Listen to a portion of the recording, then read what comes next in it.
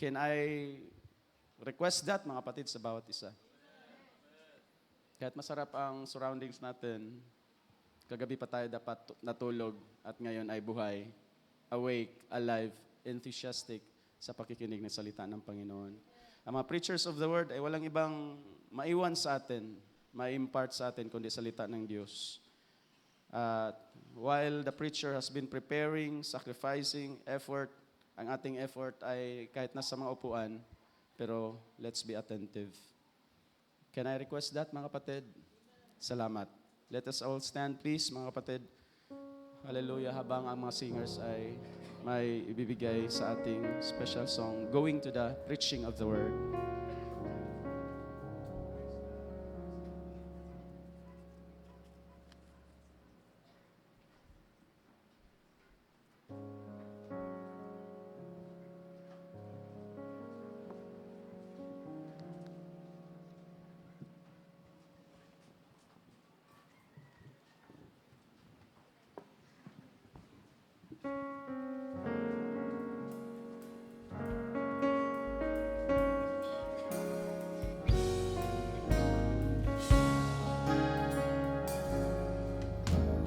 Jesus is the answer for the world today. Above him there's no other. Jesus is the way.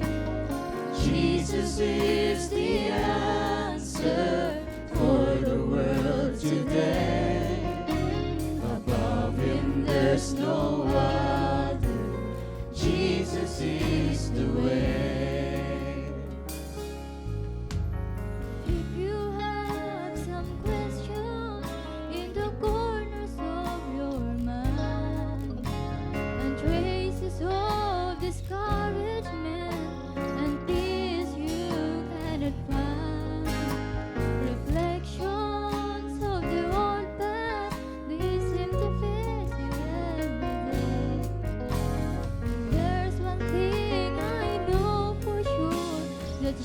Jesus is the way.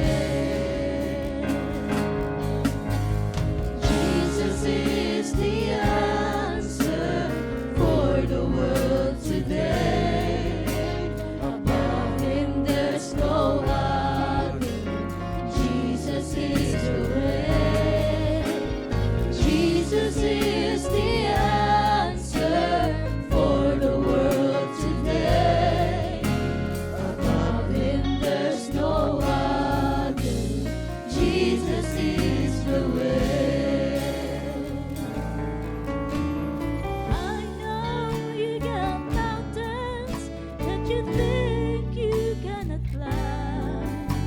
I know that your sky's a bit so dark you think you just fine.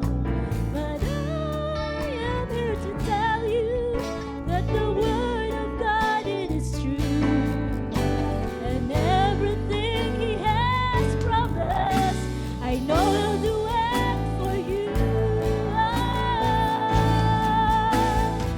Jesus is the answer for the world today. Above him there's no other. Jesus is the way. Jesus is the answer for the world today. Above him there's no other. Jesus is the way. Jesus is the answer for the world today. Above him there's no other. Jesus is the way. Jesus is the answer for the world today. Above him there's no other. Jesus is the way. Jesus is the answer.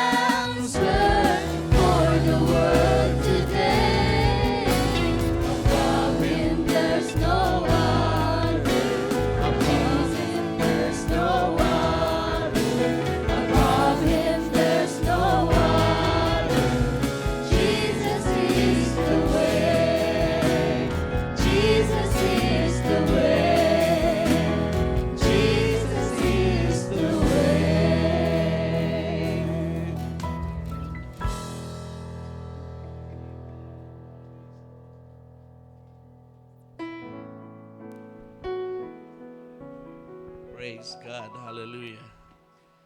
Si Jesus ang kasagutan sa lahat ng problema ng sanglibutan. Amen? Purihin ang Panginoon. Tayo manalangin sandali. Aming Diyos, luwalhatiin ka sa oras na ito. Salamat sa presensya mo sa aming kalagitnaan. Salamat sa kagalakang buhat sa iyong trono na iyong ibinaba sa aming mga buhay. Kami nagagalak sa piling mo, Panginoon, at nagagalak na ikaw ay luwalhatiin sapagkat tunay na iyong pinamalas ang iyong kagandahang loob sa bawat isa sa amin. At ngayon, Panginoon, sa aming pagharap sa iyong salita, patuloy na ikaw ay maghari sa aming kalagitnaan at mag-abot sa pangangailangan ng iyong mga anak. Narito ang kahilingan ni Brother Julius Traso para sa kagalingan ng kaniyang mga anak at maging ang dalangin ni Sister Hart para sa kaniyang ina na nasa hospital ngayon. Panginoong Diyos, ikaw lamang ang tanging manggagamot. Ikaw, Diyos, ang may kakayanan na ibalik ang kalusugan sa katawan na ginagapi ng sakit at karamdaman. Sumasampalataya kami sa iyong mga himala. Sumasampalataya kami sa iyong kakayanan na Diyos. Hallelujah. Saan mang dako naroon ng mga tao, ang iyong kamay ay mahaba upang abutin sila. At gayon din, O Diyos, sa oras na ito ng iyong mga salita nawa, ay pagkaloob mo na masagana sa aming kalagitnaan upang muli kami ay busugin at pagpalain ayon sa iyong mga plano sa huling panahon. Luwalhatiin ka sa dakilang pangalan ng Panginoong Kristo Jesus. Amen. Ating palapakan ng Panginoon. Lahat ay sumigaw ng praise the Lord. Praise God. Hallelujah. Nais ko makaupo muna ang lahat, mga kapatid. Gandang umaga sa inyong lahat at sa lahat ng ating mga panauhin. Salamat sa Diyos na nakabalik kami na maayos pagkatapos ng ilang panahon na nasa fellowship. Kanina naibalita na sa inyo ang ilang magagandang bagay na nangyari sa fellowship. So, hindi ko na ulitin. Pero gusto kong i-appreciate ang efforts ng mga iglesia at ng mga manggagawa sa Mindanao, sa Northern Mindanao, dahil sa kanilang mga pagsisikap para sa fellowship. At I'm so happy na maka-participate sa ganong fellowship. At loobin naman ng Panginoon na ipagkaloob din ng Diyos yan sa ating lahat, sapagkat napakahalaga na ating may bahagi ang ating buhay sa mga kapatid kay Kristo na hindi natin kasama sa local congregation, pero alam natin na sila ay kapatid natin sa Panginoon. Amen. At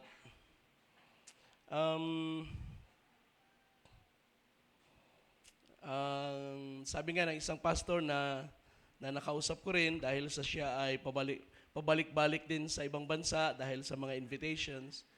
At may mga panahon na 1 buwan siyang nasa ibang bansa, 2 buwan.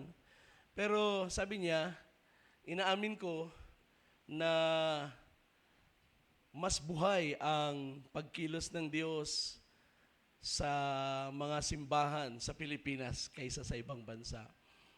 So, sa kaniyang pakiramdam, ay mas active, mas proactive ang mga mananampalataya sa Pilipinas pagdating sa fellowship, pagdating sa mga gawain ng Panginoon. Dahil karamihan daw ng kaniyang simbahang napupuntahan ay masaya kapag may mga bisita, pero wala silang malakihang mga fellowship na katulad na nagagawa natin. At yan ay isang malaking testimony, mga kapatid, to think na ang mga iglesia sa Pilipinas ay hindi naman talaga mayayaman.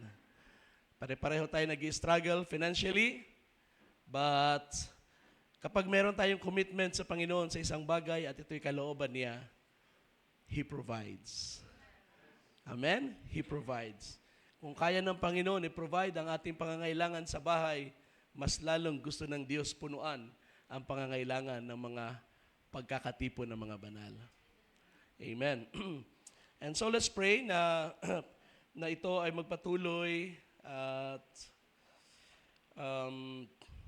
maaaring madagdagan din ang aking trabaho, responsibilities dahil sa hindi naman na iba ang mga simbahan doon sa Mindanao. At sa pagpanaw ni Pastor Lito ay napag-usapan din namin ng ilang mga pastor doon na mahalaga na makakadalaw doon ulit, magiging mas madalas ang pagdalaw. At sabi ko sa kanila, ang aking maiko-contribute ay hindi yung dalawin kayo sa inyong mga Bible studies, pero mayroon ako maiko-contribute pagdating sa equipping ng mga manggagawa. At dahil naniniwala ko na mas kailangan yun, dahil kung tayo ay makapag-equip ng mga worker, ay sila yung ating i-deploy, sila yung magiging effective sa kanilang mga Bible studies at sa kanilang mga local congregations. So, hindi ako magiging circuit rider preacher katulad ng ginagawa ng ibang manggagawa ngayon. Si Pastor Joel nga, nasa Camiguin ngayon at isang buwan na siyang mahigit.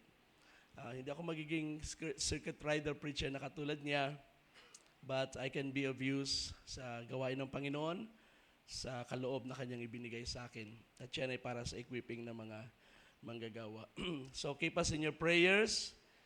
At ang ating mga brothers and sisters na pupunta sa Samar next week ay next week na. Ito ng week Wednesday or Thursday ang alis nila. So let's pray for them dahil may masamang panahon.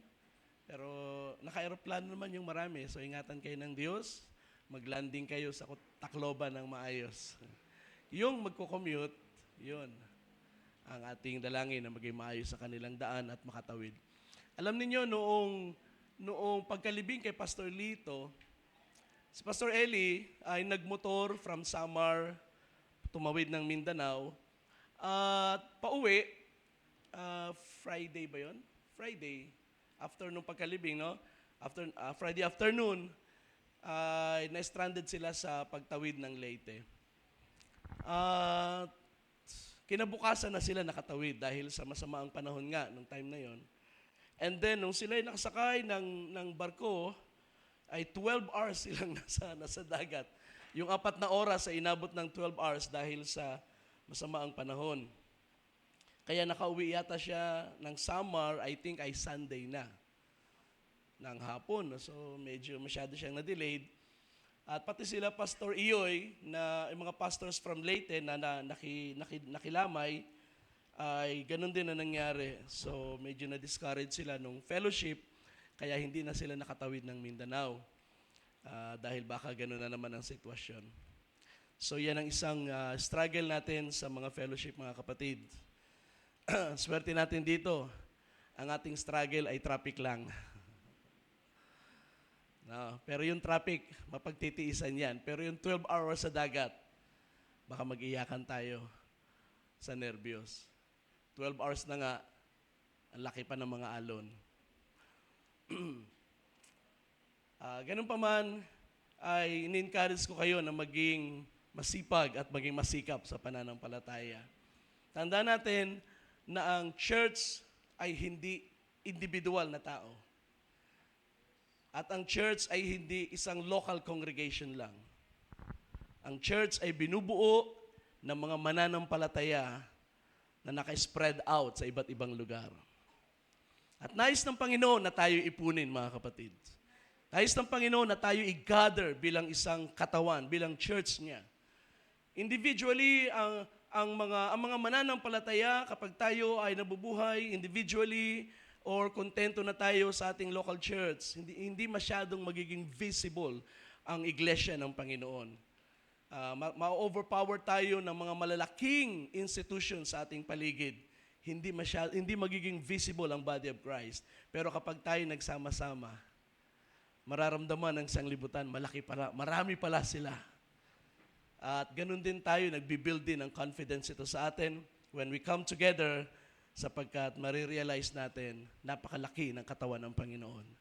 We are a big family.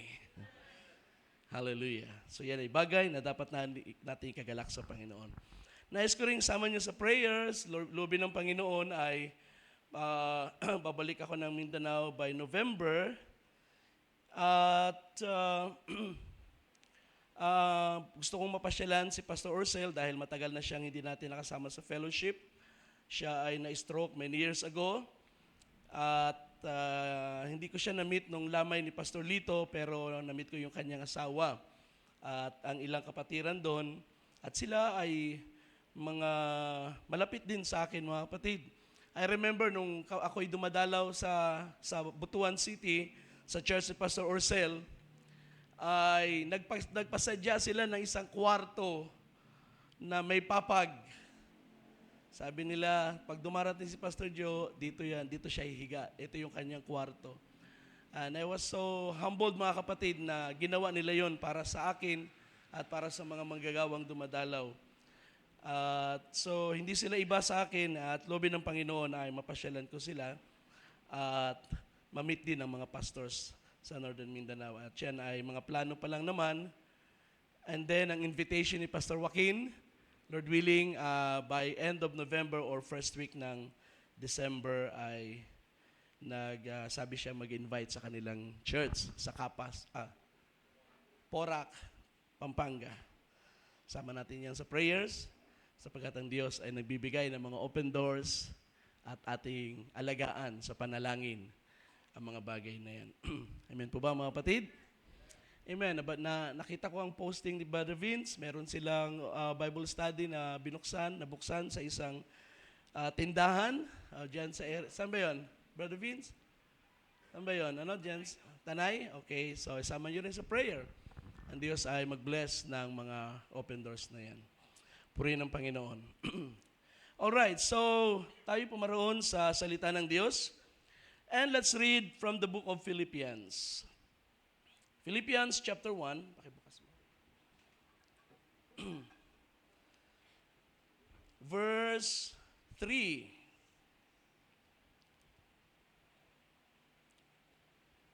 Philippians chapter 1, verse 3 hanggang 6. I thank my God in all my remembrance of you, always offering prayer with joy in my every prayer for you all, in view of your participation in the gospel from the first day until now. For I am confident of this very thing, that he who began a good work among you will complete it by the day of Christ Jesus. Praise the Lord.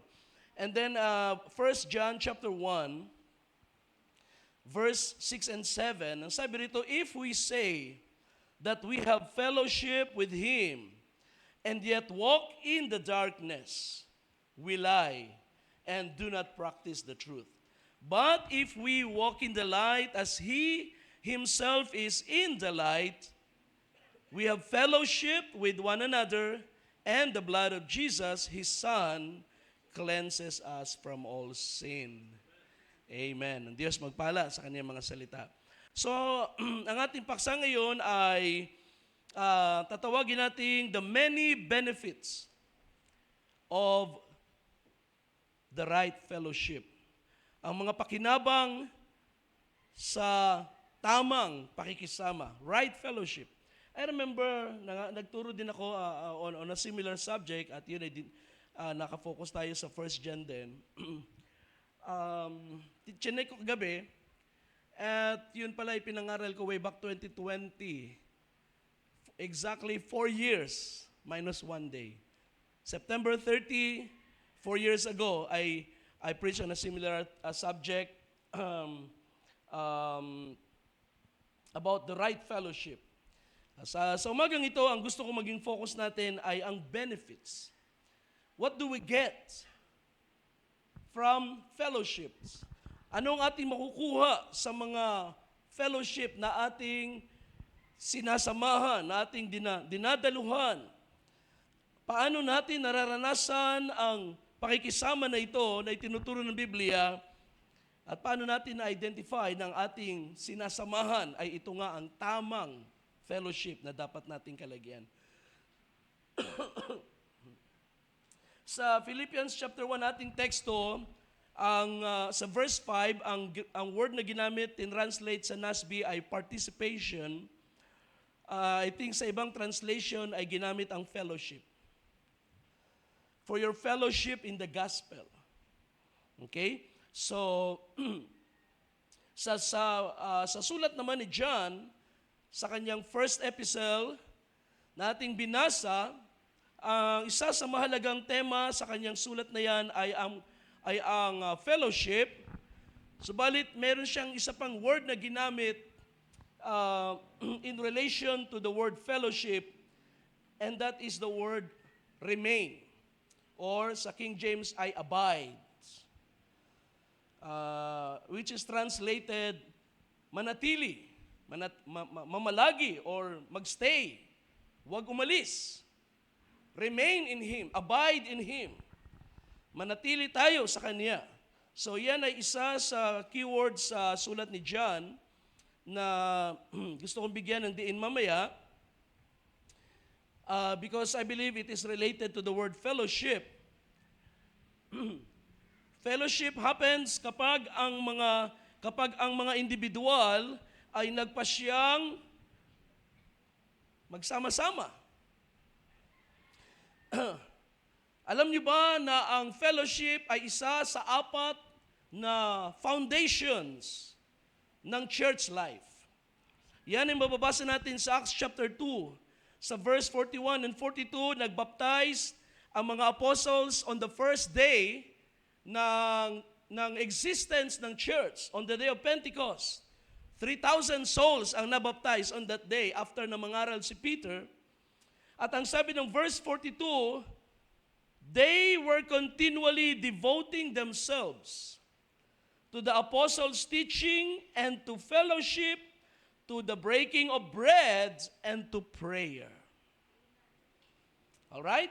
So yan ang 4 na foundation ng church life. I would call it foundation sapagkat yan ay basic, fundamental, and it is important para sa existence ng iglesia, ng mga mananampalataya sa ibabaw ng lupa. There should be breaking of bread, which is communion. There should be prayers. There should be teaching of the word. And then there should be fellowship. Alright? And I believe na ang fellowship na tinutukoy dito ay hindi yung tayo ay nagkasama-sama ngayon. It's already fellowship. There is more to this word, no?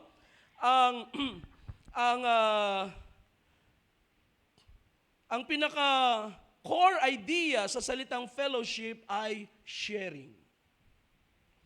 Mababasa niyo sa chapter 3 ng Acts, in verse 44, ang sabi diyan, and all the believers were together and had all things common.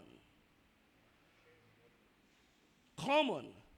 Ang salitang fellowship ay galing sa Greek word na koinonia, so that's the Greek word for fellowship. And ang root word ng koinonia ay koinos. So kung kayo ay nag-aaral kung kayo ay may background sa biblical studies, even sa language, alam ba ninyo na ang common language sa panahon ni Jesus, ang tawag ay Koino Greek. Koino Greek, which ibig sabihin common Greek.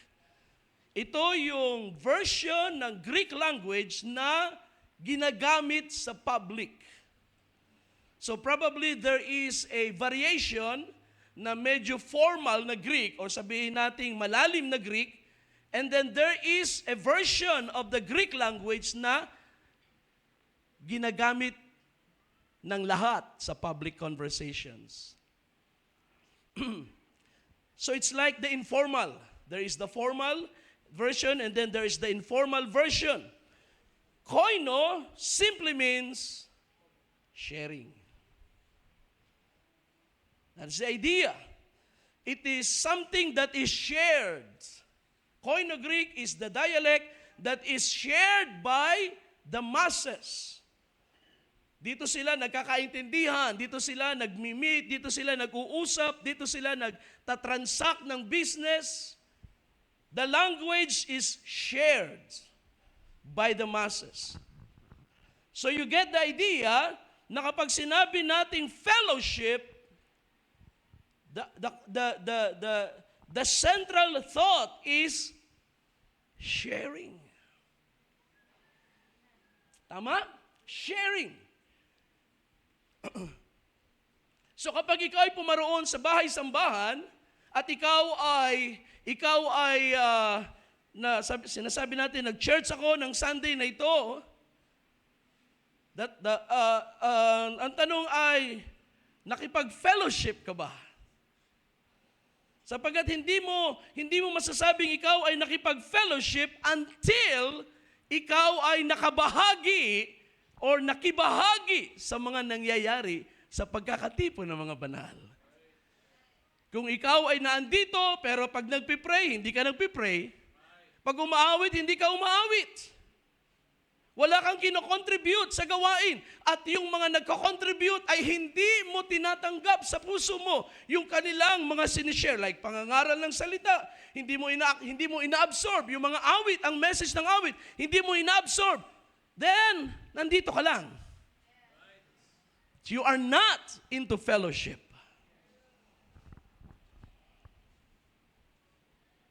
Right? Sapagkat fellowship happens when sharing is going on among the people. Kapag na may nangyayaring pagsasalo-salo ng anumang bagay na ating pinagsasaluhan sa lupa, there are two dimensions to fellowship. Physical dimension and the spiritual dimension. Physical dimension ay makikita natin dito sa verse, where is that? Tingnan natin. Verse 43, ito yung example ng physical na dimension ng fellowship. And the congregation of those who believed were of one heart and soul, and not one of them claimed that anything belonging to him was his own, but all things were common property to them. Now imagine that kind of fellowship. Now ito ay isang malaking testimony ng church sa pasimula ng church sa Jerusalem. Why? Because majority of the first converts, yung mga unang convert, ang majority sa kanila ay mahihirap. Common people din. Ordinary people. Hindi galing sa rich families. Iilan lamang ang galing sa rich background sa mga converts na ito. So imagine kung gaano kaganda ang impact ng kanilang fellowship nung sila ay maging bahagi ng mga mananampalataya na ito, nagsimula silang makaranas ng mga bagay na hindi nila naranasan sa religion ng Judaism.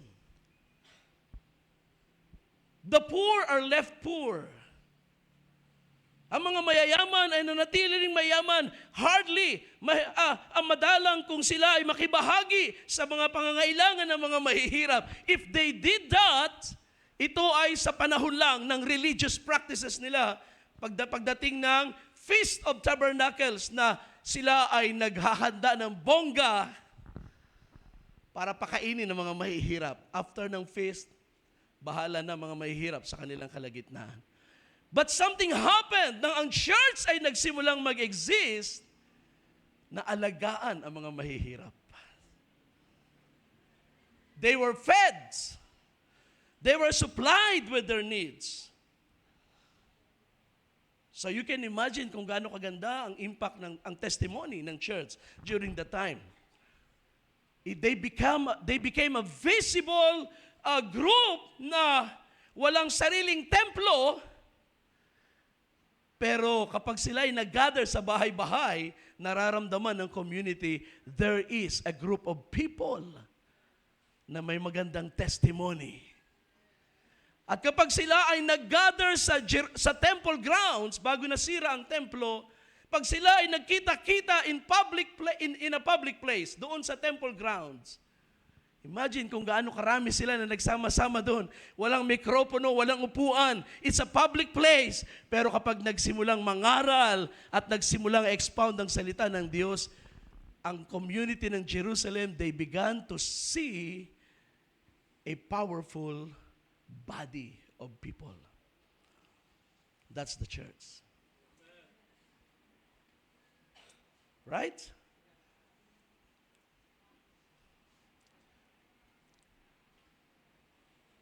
Iba na sa ating panahon, may kaibahan na ang mga sitwasyon. Pero hindi dapat nawawala ang ganitong testimony ng body of Christ. The church should become visible. The church should become a body of people na nakikita, nararamdaman, naririnig ng publiko at nalalaman nila na mayroong ganitong klaseng pagkakatipon na ang sentro ay hindi mga bagay na panlupa, kundi ang sentro ay ang Panginoong Hesus. Okay, so ang practical dimension, ang physical dimension ay ang sharing ng mga pangangailangan sa buhay ng mga mananampalataya. At ang spiritual dimension ito, of course, ay ang pagsasalo-salo sa mga salita ng Diyos to the point na ang mga mananampalataya, they are taught. Sila'y natuturuan at nakakaabot sa kaisahan ng pananampalataya, is kaisahan ng aral at pagkakilala sa Panginoong Hesus. So there is the spiritual dimension. Maraming mga terminologies na ginamit si Paul sapagkat siya ang may pinakamaraming sa New Testament, may pinakamaraming paggamit ng salita na fellowship. At ito ay tinranslate into different words sa ating Bible na English. Fellowship, participation, sharing, contribution. So yung contribution ng Corinthian church para sa mga mahihirap sa Jerusalem, Paul described it as fellowship. Your contribution to the church in Jerusalem. It's fellowship.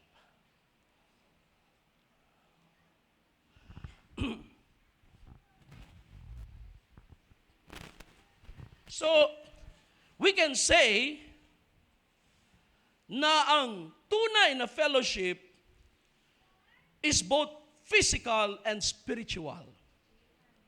It is not only physical, at hindi lang din ito spiritual. Pwede nating sabihin na kapag ang fellowship ay physical lang, ibig sabihin, ang dahilan, ang basis ng ating samahan ay material na mga bagay lang. I would describe that kind of fellowship as superficial. Diba? Samahan lang tayo pagdating sa pagkain, pero pagdating na sa aralan, pagdating na sa pag-e-educate sa mga spiritual na bagay, pagdating na sa pag-a-advise, ayaw na natin tumanggap ng advice. That is superficial. Gusto nating makinabang sa mga material na bagay, pero ayaw nating ibigay ang ating sarili sa pag-educate ng salita ng Diyos so that we are not only nourished physically, but we are also nurtured spiritually. And that is the idea of fellowship. Ang Diyos, I would say, ang Diyos ay ang nag-create ng fellowship. Ayaw ng Diyos na tayo magkanya-kanya. Ayaw ng Diyos na tayo manatili lang sa ating sarili. You know, of course, katulad kagabi, na may mga kapatiran na kinumusta ko dahil ilang Sundays na silang wala sa gawain. At of course, kung may mga dahilan, minsan tayo ay magstay sa bahay, kung may karamdaman o mayroong mabigat na mga pressure. Pero as much as possible, huwag nating pabayaan ang samahan, ang pagsasama-sama, ang pagkakatipon-tipon. Sapagkat kung ang Diyos ay mayroong nagagawa sa atin individually, mas malaki ang kayang gawin ng Diyos kapag ang mga mananampalataya ay nagsama na. If one faith is strong, kapag marami naman at nagsama-sama ang ating faith, it becomes powerful. Hallelujah! So, ang fellowship na material lang, superficial. Kapag ang fellowship naman ay puro spiritual na bagay lang, at walang pagsasama-sama at pagsasalo-salo ng ating mga pangangailangan sapagkat dito na-express ang pagkakalinga sa body of Christ, then, anong tawag natin dyan? I would say that kind of fellowship is hypocritical. Ang gusto mo lang magturo, gusto mo lang manermon, gusto mo lang mag-advise. Kaya nga sabi ni Santiago, anong pakinabang sa faith mo kung meron kang faith sa Panginoon, pero ang iyong kapatid lumapit sa iyo nangangailangan at sinabi mo, umuwi ka na kapatid at pagpalain ka, sana mabihisan ka ng Panginoon. Nasa iyo yung opportunity, hindi lang para i-build ang faith niya, kundi para ipadama sa kanya, ang Diyos ay nagkakalinga sa kanya, mag-provide sa pag-provide ng kahit isang damit o isang pirasong pangangailangan. Hindi mo kailangan bihisan ang buong bahay niya. Doon lang sa isang pangangailangan na iniharap sa iyo ng Panginoon, ay express mo yung tunay na fellowship, hindi lang sa espiritu, kundi kahit sa ating mga needs, we have fellowship. That's what I learned from my father. Hindi naging mahirap, hindi naging convenient ang aming growing up sapagkat nang mag-full-time si Pastor Franco, I of course, first there was the support. Merong suporta ng kanyang kapatid na negosyante, pero nagkaroon sila ng problem sa doctrines at nag-decide ang kanyang kapatid na bitawan siya. At nagsimula ngayon ang financial struggle ng aking ama sa ministry. Pero sa kabila nun, mga kapatid, I would say, hindi ko naramdaman kami ay mahirap. Alam niyo kung bakit? Sapagkat kahit 1 kilo lang ang bigas sa aming takalan, kapag may kapatid na lumapit, si tatay laging ready na hatiin yun. Ito, sister, 1 kilo lang ang laman ng aking lalagyan. Pero hati tayo para may pagkain kami at may pagkain kayo. That is fellowship. Hindi lang tayo nagsasalo-salo ng mga kapahayagan ng Panginoon, pero sa needs natin sa buhay, we learn na i-share din ang ating mga bagay. Mayaman ka man o mahirap. And the more you have in this world, the more God will require na ipa-express mo ang pakikisama sa iyong mga kapatid kay Kristo. Glory to God.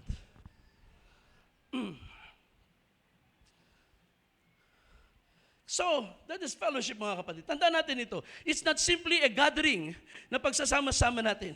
It is the sharing that happens sa dimension ng spirit at sa dimension ng ating physical na buhay. At ito'y nangyayari whether we are absent or present. But when we come together, kung ikaw ay kaisa sa espiritu, hindi mo pwedeng mamiss ang pakikisama sa physical, lalo't na andyan ang opportunity para ikaw ay pumunta. Isang sakay lang ng tricycle, isang hakbang lang sa bahay mo, isang tawag lang ng Grab taxi, nandun ka na sa gawain ng Panginoon. You don't miss that. Amen. Hallelujah. So tandaan natin ang dalawang bagay na yan. Sa sulat ni Paul sa Philippians, of course binanggit niya ang fellowship in the gospel. In-appreciate niya ang fellowship in the gospel ng Philippian believers. At ito yung sinabi niya sa verse 6 na yung sinimula ng Diyos, tatapusin ng Diyos.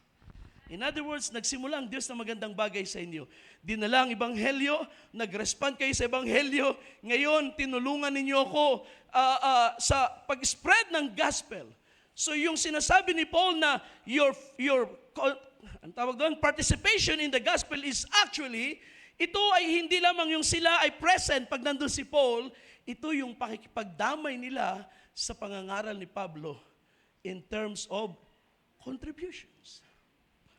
Mababasa din natin yan sa Philippians 4, sabi niya dito sa verse 15, you yourselves also know, Philippians, that at the first preaching of the gospel, okay? Anong sabi niya? After I left Macedonia, no church shared with me. Shared. Okay, that is koinos. No church shared with me in the matter of giving and receiving except you alone. So si Paul ay nakaranas din ng pressure sa ministry. financially sapagkat siya ay full-time.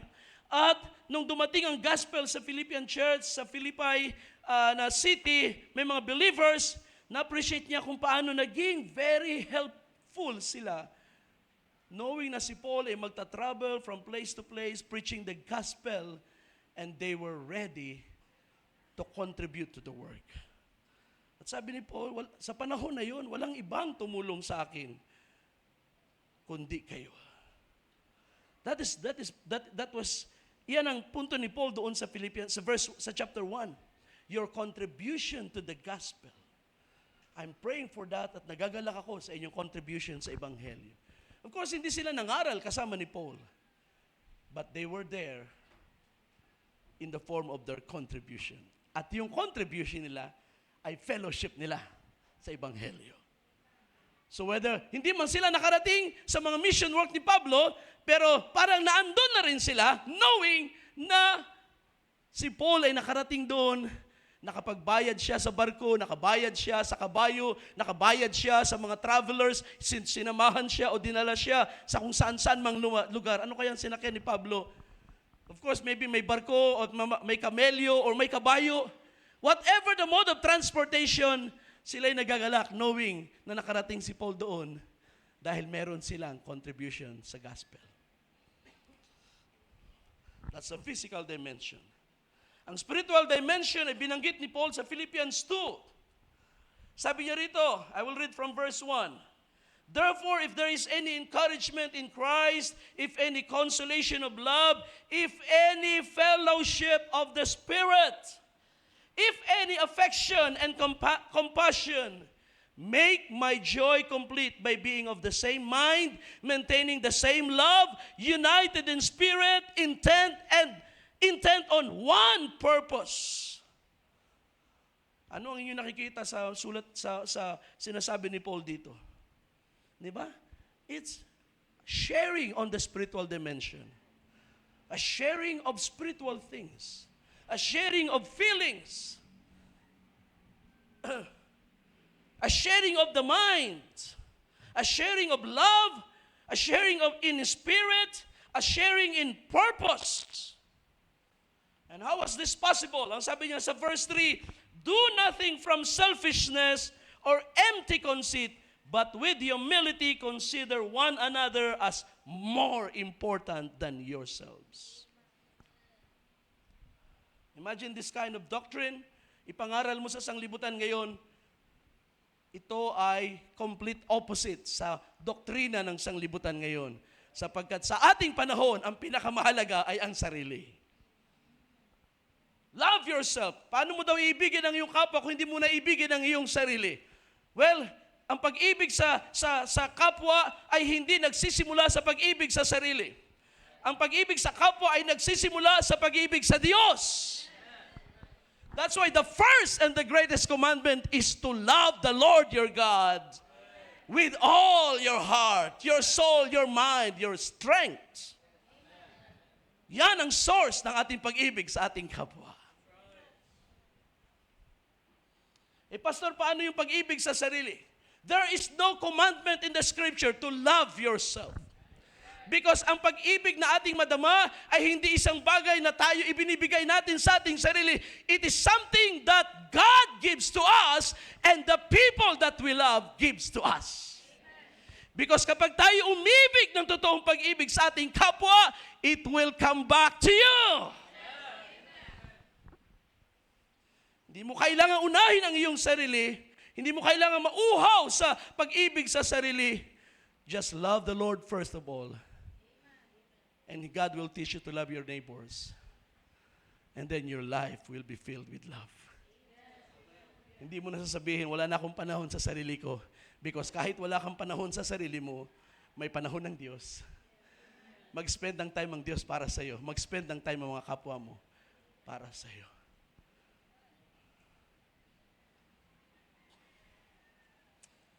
Alam niyo kung gaano kaganda ang isa sa napakagandang bagay natin nakikita kapag merong servant of God na pinaglalamayan. Doon niyo makikita na maraming mga taong nakinabang sa buhay niya. Because kapag ang isang tao ang mahal ay ang sarili lang. At kapag tayo umiibig sa kapwa natin, ay ginagawa lang natin ito dahil iniibig nila tayo.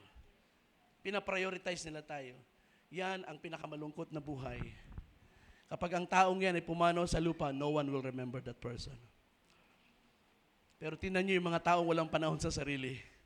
Mahayo kapag kailangan, inuuna ang paglilingkod sa Diyos, inuuna ang kaharian ng Diyos. Pagdatapos ang buhay nila sa lupa, hindi man maganda ang kalagayan, hindi man naging malusog ang katawan dahil sa mga sacrifices sa ministry. Pero when they pass away, mapakikita nyo gaano karaming tao nag-appreciate. Kahit yung mga taong umalis ng church, biglang lumilitaw. Kahit yung mga taong na-disfellowship na at lumayo na at nagsalita ng masama, pagdating sa lamay, nandoon at nag-express ng appreciation. That is true, mga kapatid. Sa fellowship ng Panginoon, ang pinakamahalaga ay ang Diyos. Pangalawa ay ang ating kapatid kay Kristo. Hindi ang ating sarili. You see? At sabi na Paul sa verse 4, do not merely look out for your own personal interest, but also for the interest of others. So nakikita natin ang both physical and spiritual dimension ng fellowship dito sa sulat ni Pablo. And that is a very important thought, mga kapatid, na ating alagaan, ating i-maintain. Na kapag tayo nagsasama-sama, we are not only united sa mga contributions, material contributions, but more importantly, we are sharing sa level ng ating mga espiritu, talking about the Word of God, talking about spiritual things para sa kapakinabangan ng mga mananampalataya. So, wag natin kalimutan na it takes those two dimensions para ating maranasan ang tunay na pagsasama-sama. Now, going to 1 John, so gusto ko mag-sum up ng ilang bagay dito sa 1 John. At ang gusto kong tingnan natin sa sulat ni John, ay anong mga pakinabang meron ang mananampalataya kapag sila ay nasa tamang fellowship. So I would say, gusto kong ilagay yung modifier na right fellowship because maraming mga fellowship. Of course, alam natin yan. Pero there is one true fellowship. At ang isang bagay na mahalaga, isang pagkakakilanlan ng tunay na pakikisama, ay sinabi ni John dito sa 1 John chapter 1, simulan ko na lang sa verse 1. What was from the beginning, what we have heard, what we have seen with our eyes, what we have looked at and touched with our hands, concerning the word of life. And the life was revealed. So sa verse 1, meron silang dinidescribe na isang bagay na nahawakan nila, nakita nila, at ito'y galing sa pasimula, at ito ay walang iba kundi ang salita ng buhay. At ang sabi niya sa verse 2, ang buhay na ito ay nahayag. The life was revealed, and we have seen and testify and proclaim to you the eternal life which was with the Father and was revealed to us. Short of saying na ito, John was talking about Godhead, no? The doctrine of the Godhead. Makikita natin ang kanyang understanding na itong word of life ay galing sa pasimula, ito ay nasa Ama, at ito'y nahayag sa lupa, at ito'y nahawakan, nakita, naramdaman ng mga disciples, and John was speaking of no other than the Lord Jesus Christ. At ang kanyang description dito kay Jesus Christ, He is the Word of life. Siyang salita ng buhay. At sabi niya sa verse 3, what we have seen and heard, we proclaim to you, so that you also may have fellowship with us. And indeed, our fellowship is with the Father and with His Son, Jesus Christ. So dito makikita niyo kung paanong nilatag ni John ang basis ng tunay, ng tamang fellowship. Ang tamang fellowship ay nararanasan natin kung ang dahilan ng samahan na yan ay ang salita ng Diyos na nahayag sa lupa, walang iba kundi si Jesus Christ. Kung ang ating pagkakatipon ay dahil kay Kristo at para kay Kristo at para sa mga gawa ng Diyos kay Kristo. Kung ang ating samahan ay ang ating sarili ang sentro, pangangailangan ng tao ang sentro, then that's not the right fellowship. It must be founded on Jesus Christ. Nagbigay si John ng emphasis sa word because it is not simply about the person Jesus na sinabi natin, ang fellowship na ito, ang ating pagkakatipon ay dahil kay Jesus. It's not as simple as that. Halimbawa, pag panahon ng Christmas, everybody is in the church.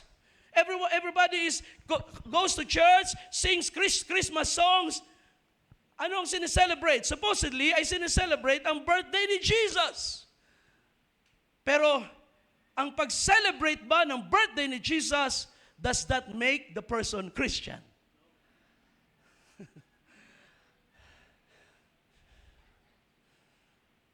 No. Merong isang British na atheist. Anong sabi niya? I celebrate Christmas. I'm an atheist. I don't believe in God. But I celebrate Christmas because it has a good spirit. It has a good spirit. Kumbaga, masarap daw ang pakiramdam. Pag panahon ng Christmas, ang mga Christmas song, ang pagbibigayan, at parang extra mabait ang mga tao. It's all tradition. Yun ang sinasabi nating superficial. Panlabas lang. And how do we know na ito'y panlabas lang? Because as soon as Christmas season is over, ang mga tao kanya-kanya na ulit. Pangalawa, there is no real transformation. Na dahil ibinati nila si Jesus ng happy birthday, na transform ang buhay, ang hindi banal ay naging banal. Ang makasalanan ay naging matuwid. There is no transformation of life. So pag sinabi natin ang fellowship na ito about Jesus Christ, it's not only about the person na ating sineselebrate, na nakilala natin sa history, but it is also about the doctrine that comes from God, personified in Jesus Christ, and then expressed in the Scripture as the body of beliefs. That is diyan ang basis ng tamang fellowship. We believe in Jesus Christ because this is what the Scripture says. Sino sa inyo nakakilala kay Charles Stanley, isang senior pastor sa US na namatay na lately? Charles Stanley. Well, meron siyang anak na pastor din. Ang gusto ko ipakilala sa inyo ay si Andy Stanley. Ang kanyang ama, si Charles Stanley, he was a good pastor, no? Mostly ang kanyang mga pagtuturo is encouragement. And then he had a son, na ngayon ay pastor, buhay pa, si Andy Stanley. Now, I would say he is not a good pastor. Alam niyo kung bakit? Sapagkat sa isang pangangaral niya ay nag-declare siya ng ganito, na mula ngayon, ang basis ng ating faith ay hindi ang Scripture, kundi ang historical resurrection ni Jesus Christ. At ito'y nangyari, ito'y ginawa niyang decision because nakarinig siya ng isang atheist na pinamamalian ng Scripture. At ina-address sa mga Christians na ang Bible na inyong hawak, yan ay hindi yan, maraming mali, maraming problema. So na-realize niya, kapag napamalian ng Bible, then ang ating faith ay mapapamalian. So binago niya ang foundation ng kanyang faith, not the Scripture anymore, but the resurrection as a historical event. Pero tingnan niyo mabuti mga kapatid. Kung aalisin natin ang scripture at sasabihin natin sa history ay may nangyaring resurrection sa somewhere in Jerusalem, may namatay, on the third day ay nabuhay na muli. How should we believe that account? Unless there is a scripture na nagbaback up na may ganong nangyari. So we have to go back to that scripture. It is not simply believing Jesus as a historical character, kundi believing Jesus because of what the Bible says He is. That is the basis of true fellowship. Anong sinasabi ng Biblia? Si Jesus ay hindi tao lang na niluwalhati. Siya ay Son of God na buhat sa pasimula ang salita na nagkatawang tao. Pag inalis mo yan, sira ang ating fellowship. That is why sabi ni John dito, what we have seen and heard, yung galing sa pasimula, what we have seen and heard, we proclaim to you so that we can have fellowship. Praise God. Kaya kung meron tayong kasama ngayon, I hope not, pero kung meron tayong kasama ngayon, at tapos ang kanyang position ay, si Jesus tao lang yan, tinahanan lang yan ng Espiritu ng Ama, then hindi tayo magkakasama. Hindi tayo magkakasama.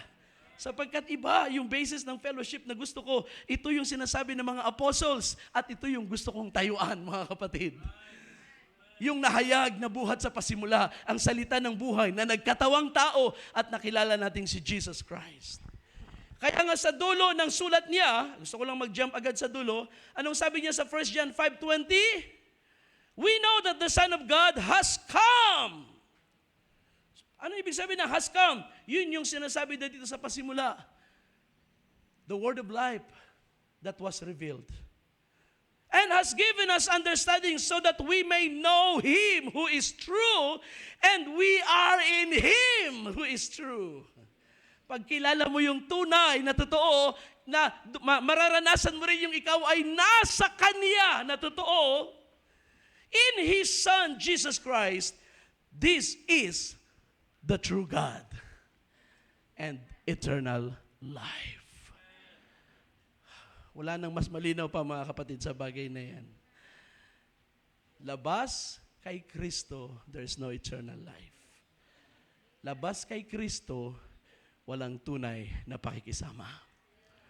That's their basis. Well, bakit mahalaga yan? Because when you're in the right fellowship, that's when you benefit from it. Pag ikaw ay nasa wrong fellowship, ang lahat na makukuha mo ay makakasama sa iyo. Wala kang makukuhang beneficial para sa iyong soul, beneficial para sa iyong faith. Wala kang makukuhang magbi-build up sa pananampalataya mo. But it is in the right fellowship na tayo ay makikinabang sa mga bagay ng Diyos. Because in the right fellowship, because we have the right foundation, meron tayong assurance, ang Diyos ay naroon din.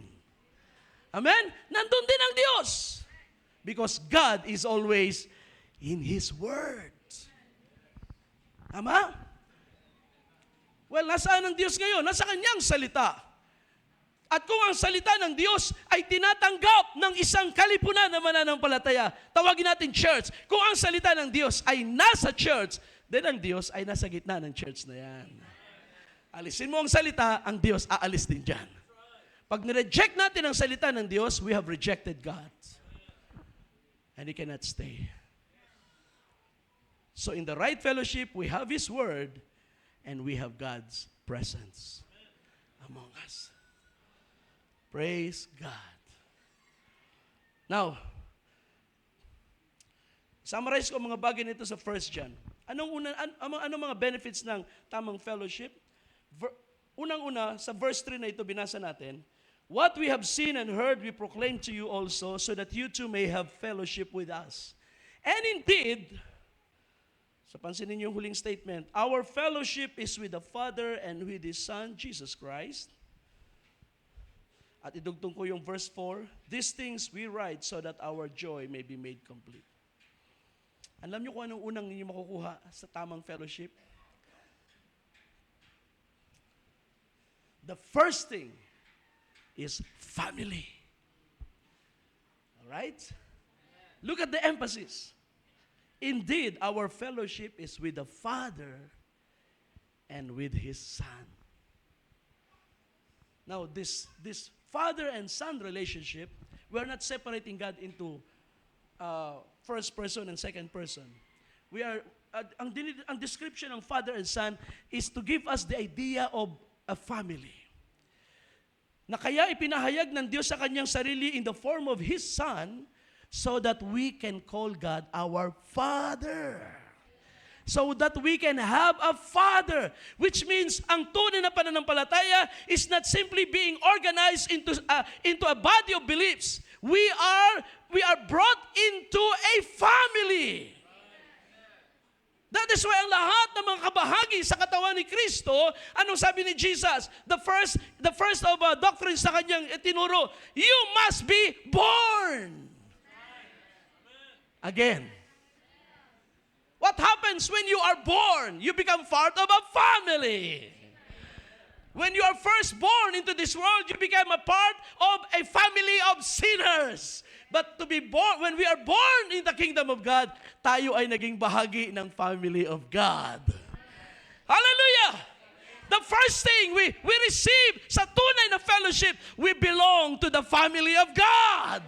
Where God is the Father and Jesus Christ is our para siyang older brother natin na nag-aalaga sa atin at nagiging image at pattern ng ating development. So that we become like Him. Right? Oh, bakit mahalaga yan? Because sabi ko nga sa inyo kanina, ang church ay hindi individual na tao. The church is not an individual person. It is not even one single local church. The church is a body of believers. It is a family of saints. Glory to God. Kaya kung ma-realize mo na ang katawan ni Kristo, ang fellowship na ito ay pamilya ng Diyos, then may excite ka. Alam nyo, taon-taon lagi tayong magkakasama. Every Sunday, nakikita ko ang pamilya ko rito. Gusto ko namang ma-meet ang aking kapamilya na nasa ibang lugar. Right? Hindi natin binabaliwala ang kahalagahan. It's always so good na umuwi at bumalik sa home church. But from time to time, it's also good na ma-meet yung aking kapatid na nasa ibang lugar. Because I know, hindi man kami magkasama physically, we are separated by distance, but we are one in Christ. At kapag na-meet ko sila at nagsama-sama ito na galing sa iba-ibang lugar, it becomes a powerful testimony that God is doing great things sa ibabaw ng lupa in His church. Glory to God. We receive a family. We become part of that family. Sabi ni Jesus, sino ang aking ina? Sino ang aking mga kapatid na lalaki at babae? Dahil one time nagba-Bible study siya, biglang meron kumakalabit sa likod. Hinahanap ka ng nanay mo at ng iyong mga kapatid. Sabi ni Jesus, ito ang aking nanay. Ito ang aking mga kapatid na lalaki at babae. Ang bawat isa na gumaganap ng kalooban ng aking Ama sa langit. Sila ang aking ina at kapatid na lalaki at babae. Ini-elevate ng Panginoon ang ating family relationships. It is also, hindi natin may tatanggi na we love our earthly families. Totoo yan. Pero walang katulad ang pamilyang galing sa Diyos. Walang katulad ang pamilyang galing sa Diyos because as much as we love our earthly families, ang ating relasyon sa kanila ay physical lang talaga. Merong koneksyon ng emotion at sapagat sinasabi na blood is thicker than water, pero pag tumayo ka na sa pananampalataya, mag-aaway-away na kayo. Pag nanindigan ka na sa tama, mag-aaway-away na kayo at hindi na kayo magkakaintindihan. Pero kay Kristo, tayo ay nagmi-meet sa pananampalataya. Because we have one Father, we are born into the family of God. Now, I want to move on because ayoko maging mahaba sa bagay na yan. Now, ang kasunod, i-add ko lang, ang verse 4, sabi niya, these things we write so that our joy may be made complete. In other words, Masaya tayo individually as Christians, but there is greater joy kapag may sama-sama. Kapag nagkaka-fellowship. Kapag nakikita mo ang iyong mga kapatid na lalaki at babae, masaya ako naglilingkod sa Diyos, tumatayo sa pananampalataya, sa trabaho ko, sa bahay ko, kung ako'y nag-iisang Kristiyano. But joy is complete kapag nagkakasama-sama ang mga mananampalataya. I don't know kung nararamdaman niyo yan, but that is what I feel. Whether sa ating church o kahit sa mga fellowships sa ibang lugar. Kapag naramdaman mong sila'y kaisa mo ng pananampalataya, napakasarap ng kalapakalaki ng kagalakan sa ating puso. Glory to God. 1 John chapter 2 verse 1. My little children, I am writing these things to you so that you may not sin. And if anyone sins, we have an advocate with the Father, Jesus Christ, the righteous. Now, ano yung pinapakita dito ni Pablo?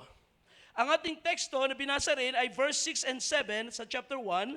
If we say that we have fellowship with Him and yet walk in the darkness, we lie and do not practice the truth. But if we walk in the light as He is in the light, then we have fellowship with one another. So anong binibigyan ni Paul ng emphasis dito? Sa loob ng tamang fellowship, there is accountability of actions. There is accountability over our actions. In other words, kapag tayo nag-iisa at hindi tamang ating mga lakad, pwede nating i-dismiss ang ating mga maling action. Pwede nating i-ignore, I know I'm wrong, pero wala namang iba nakakalam eh. But when you are part of a body, kung ikaw ay kasama sa fellowship ng mga mananampalataya, hindi ka pwedeng mag-ignore ng iyong mga maling action. You become accountable to the body of Christ. Tama? Hindi ka lang nagkakasala sa sarili mo at sa Diyos. Ang anumang offenses, anumang sin na iyong nagawa, you become accountable to the body, and then God holds you accountable. Kaya sabi ni Pablo rito, sabi ni John, kung tayo may pakikisama, pero tayo lumalakad sa dilim, hindi nagsisinungaling tayo. Ibig sabihin, we claim to have fellowship, pero ang ating lakad ay madilim. Ang ating mga activities, meron tayong mga tinatagong activity na hindi natin sinasabi, na hindi aware ang church, na ayaw nating ma-display sa fellowship. Now watch this mga kapatid. Anong mga activity natin sa buhay na ating pinapractice na kapag sinabi natin sa congregation, nakakahiya? And that's the reason hindi natin sinasabi sa kanila. That's walking in darkness.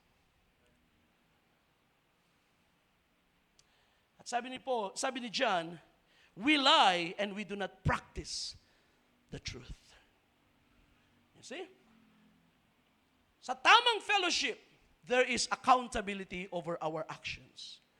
Pag meron tayong offenses sa asawa mo, sa asawa natin, acknowledge natin. Pag meron tayong offense sa kapatid, hindi natin pwedeng ignore. Kakausapin natin, aayusin natin because we belong to one family. Right. At para hindi tayo lumakad sa kadiliman, let's make sure na ang ating mga activity kung tayo nag-iisa ay hindi kabaligtaran sa ating ginagawa kapag kasama ang mga kapatiran. Otherwise, meron tayong other side of life na gusto nating itago. Para bang usong-uso sa ating panahon ngayon.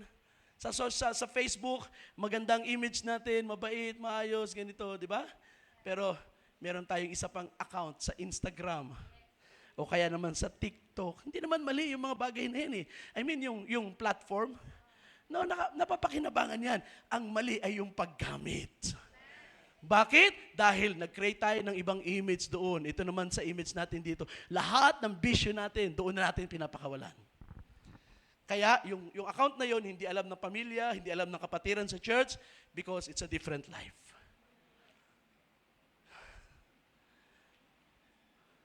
You see? Sa tamang fellowship, you don't need that. At kung gusto mo manatili sa tamang fellowship, stop doing that. magkaroon ka ng isang testimony. If you want to follow Christ, then i-commit mong lubos ang iyong buhay sa paglakad sa kalooban ng Panginoon na wala kang kailangang itago. Ikaw ay consistent, whether nag-isa o kabilang sa nakasama ng iglesia, you have the same testimony. And then it gives glory to God. So, ang purpose ng fellowship is to make us accountable over our actions. Kaya sabi ni John, I am writing these things so that you may not sin. The idea is, huwag tayong manatili sa pagkakasala. Hindi sinasabi ni John na ang tunay na Kristiyano ay wala ng kasalanan. Nakakumit tayo ng kasalanan. Kaya nga sabi niya rito, if we say we have no sin, sabi ng verse 8, we are deceiving ourselves. And the truth is not in us. If we confess our sins, so yun yung opposite, di ba? Una is to deny, okay lang ako, wala namang mali sa buhay ko, okay lang ako. So what happens? We are deceiving ourselves. Hanggang sa pinipilit nating i-maintain yung magandang image na yan, wala tayong papakitang may problema. Ang mahalaga, nakikita ng mga tayo, okay tayo. We are deceiving ourselves. But if we confess our sins, ano ang sabi? He is faithful and righteous to forgive and to cleanse. Saan mo yan mararanasan? Sa fellowship, where you become accountable sa iyong mga aksyon. Kapag may mali, ang salita ng Diyos ay nagtutuwid, and then kapag ikaw ay naitutuwid, you confess it, Panginoon, salamat, itinuwid mo yung aking maling kaisipan. And when that happens, ang pagpapatawad at paglilinis ng Diyos ay ibibigay sa iyo. Glory to God. That is why ang ating practice sa gawain ng Panginoon, kapag merong mali na at ito'y naging public knowledge, kailangan natin itong i-confess, i-acknowledge, ihingi ng tawad at ihingiin ang prayer ng iglesia. At kapag sincere ang paghingi ng tawad, the people praise over the person. Amen? Dahil sabi ni Jesus, ang inyong talian sa lupa ay aking tatalian sa langit at ang inyong kalagan sa lupa ay aking kakalagan sa langit. That's what happens. Pag tayo nag-insist sa ating mga errors at ayaw natin magpatuwid sa iglesia, tingnan nyo ang nangyayari. Lumalabas ng church. Hindi na nag-church. Ayaw nang makarinig ng sermon ng mga kapatiran. At kapag may mga kapatid kang nananampalataya magpaalala sa iyo, ayaw mo na rin makinig sa kanila. So hindi ka na rin dumadalaw sa bahay nila. Nag-iisa ka na lang sa bahay mo. You isolate yourself. May benefit ba doon? Wala. Titibay ba ang faith mo? Hindi. Hindi ba napakalaking bagay na kapag ikaw ay nag-struggle sa isang bisyo, sa isang kasalanan, there is a family of believers na nagsasabi, ipapanalangin ka namin, kapatid. Di ba? And then, hawakan mo yun, tayuan mo. Kapag iyong itong iningatan at pinahalagahan ang iyong pamilya at ang struggle mo ay hindi mo bibigyan ng excuse na kasi mahina talaga kaya paulit-ulit. Darating ang panahon, ang katawan na yan ay magsasabi, ayaw na namin makisama sa iyo kasi paulit-ulit ka at binabaliwala mo ang advice ng iglesia. Paano ka lalakas sa ganong kalagayan? Pero sa fellowship na ito, may opportunity para malinis ang ating buhay. Amen. At mapatawad ang ating mga sala. Praise God. Chapter 2, verse 12. I am writing to you, little children, because your sins have been forgiven you on account of His name. Napakaganda mga statement yan. Sumusulat ako sa inyo mga kapatid sapagkat ang inyong mga sala ay pinatawad na sa inyo. Ang ganda, di ba? To know na hindi lang natin naramdaman sa ating puso. Pag tayo nag-iisip, pinatawad na ba ako ng Panginoon? And then, biglang mayroong magsasabi sa iyo, nakatulad ng sulat ni John, mga kapatid, know this. Anumang bagay na inyong kinonfess sa gawain at inacknowledge na mali at kayo pinag-pray, know this. pinatawad na kayo ng Panginoon. Hallelujah! Kaya hindi ka na mag-aalala, hindi ka na magmumukmuk sa sarili mo, Panginoon, talaga bang ako'y napatawad na ng aking mga kapatiran? Know this, you have been forgiven! At kung ikaw ay anak ng Diyos, tayuan mo yan. I-claim mo at sampalatayanan mo, Lord. Bagamat mabigat ang aking puso, pero gusto kong tayuan ito at pasalamatan ka na ako'y pinatawad mo na sa aking mga sala. Hallelujah! At hindi na ako magpapapigil pa sa takot at pangamba. Diba? Verse 13, I am writing to you, fathers, because you know him who has been from the beginning. So that is knowledge of who Jesus was and is. I am writing to you, young men, because you have overcome the evil one. I have written to you, children, because you know the Father.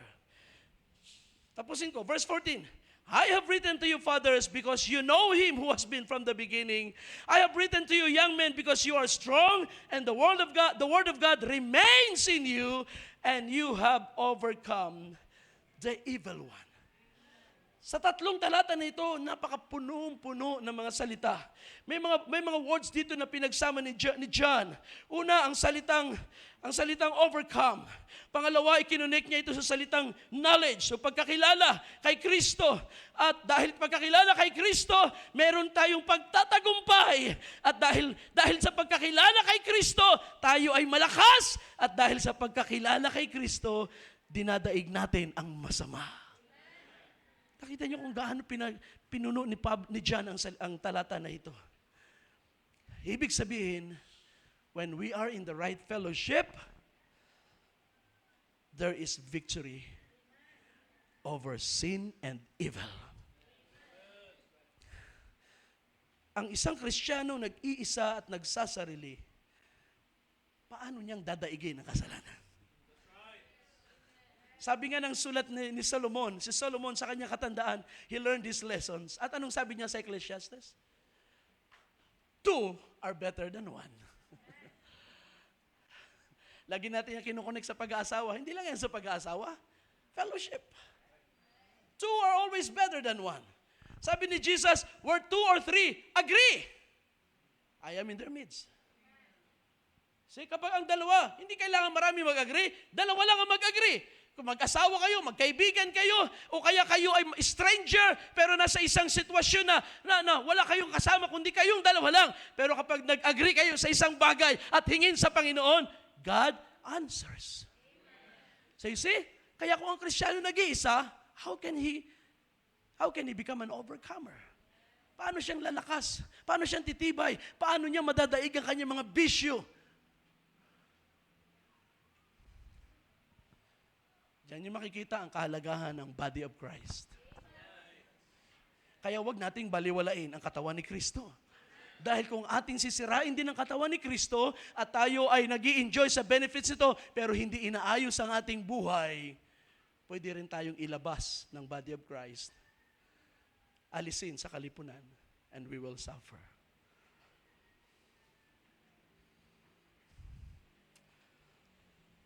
So there's victory over sin and evil. Naniniwala akong lubos na ang mga mananampalataya, kapag sila ay mas madalas ang samahan, lalo na sa mga bagay na espiritual, salita ng Diyos, pananalangin, at ano pang mga bagay, word of exhortation, kapag ang mga mananampalataya ay sagana sa mga bagay na ito at kanilang ina-absorb talaga ang salita ng Diyos, mas lumalaki ang chance na tayo magiging overcomer kaysa maging talunan sa ating mga battles. Somebody will be praying for you. Merong mag-i-exhort sa iyo, merong kukumusta sa iyo, merong magsasabi, kaya mo yan kapatid. Alam mo, naranasan ko na rin yan. Ang dami mong maririnig na magbi-build up ng iyong faith. Na kahit hinang-hina ka, uuwi kang, I feel strong. Parang kaya ko nang buhatin ng bundok ngayon pagkatapos ng gawain ng Panginoon.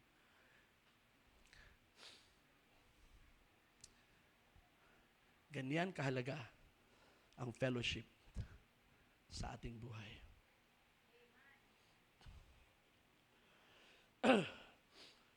Let me move on. Konti lang ating oras. 1 John chapter 2 pa rin. Pangilan ba ito? Pang-apat na bagay Now, dito sa chapter 2, ay mayroong sinummarize si John na ilang bagay at meron siyang nilist ng mga bagay na nangyayari at nararanasan ng mga mananampalataya. And I would sum this up with one word. The word is equipping. What I mean is, sa fellowship, sa body of Christ, diyan natin nararanasan ng equipping.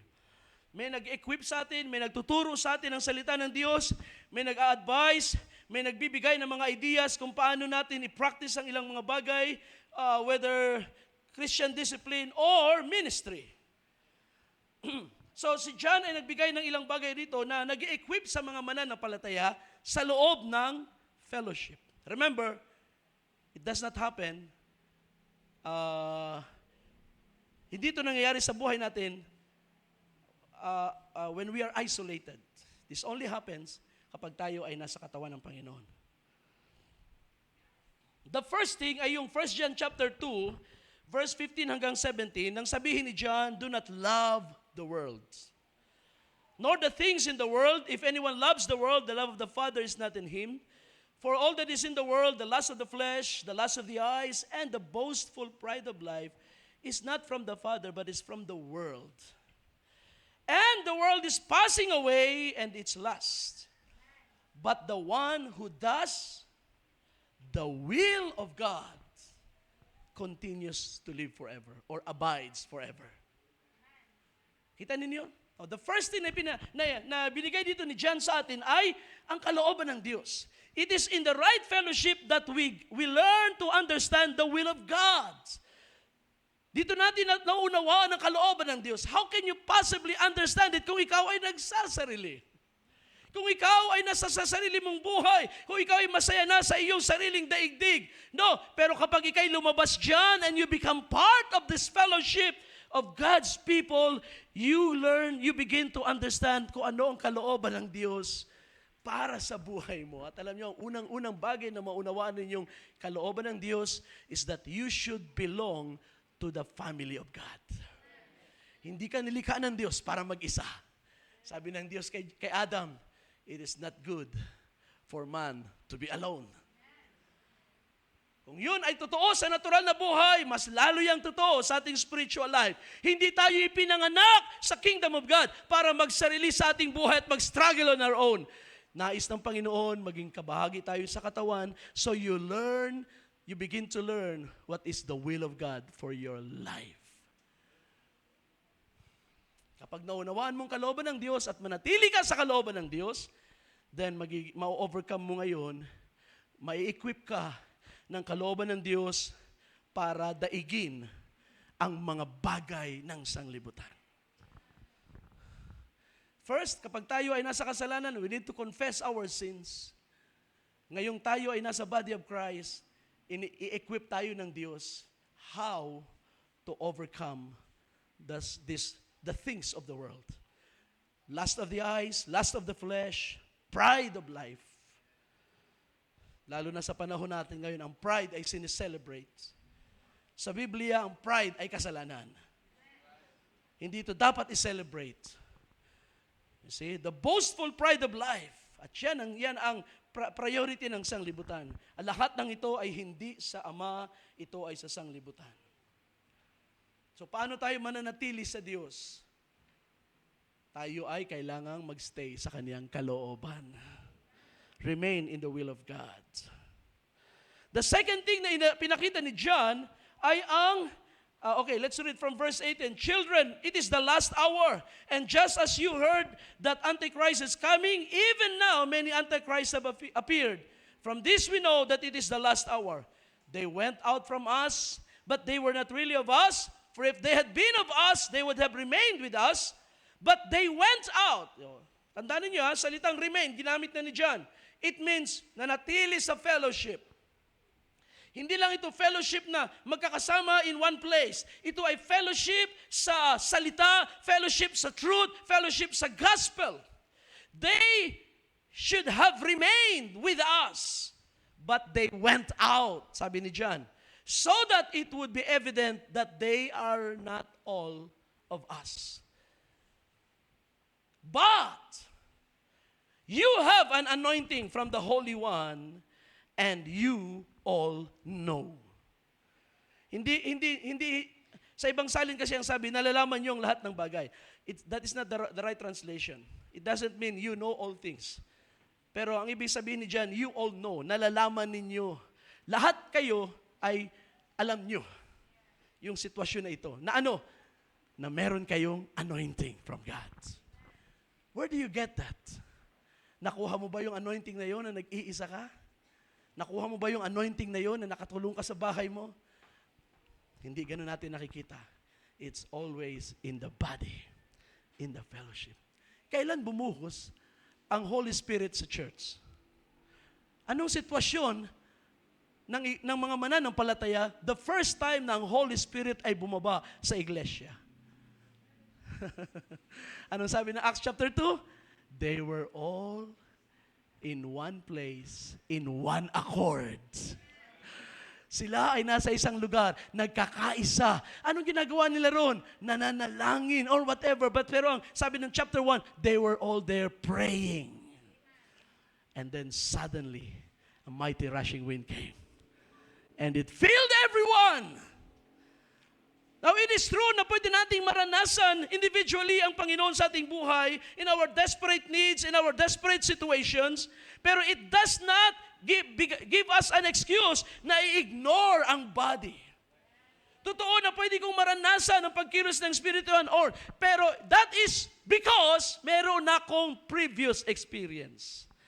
Pero yung ako ay nag-iisa, even si Saul, bago siya naging Paul, ano nangyari kay Saul when he was filled with the Holy Spirit? Was he alone? No. Merong nag-pray sa kanya.